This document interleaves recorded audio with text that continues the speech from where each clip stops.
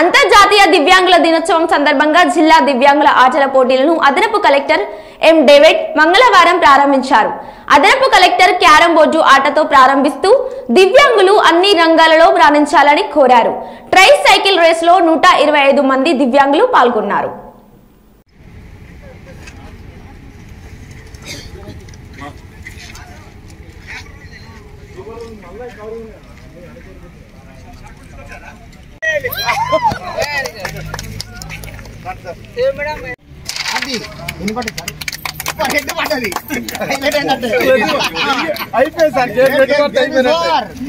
ఒకటే దెబ్బ బియ్యం అయిపోయింది.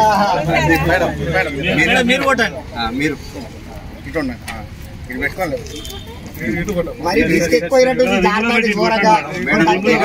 దీన్ని ఇటు కొట్టండి, ఇందులో కొట్టండి. Okay, thank you sir.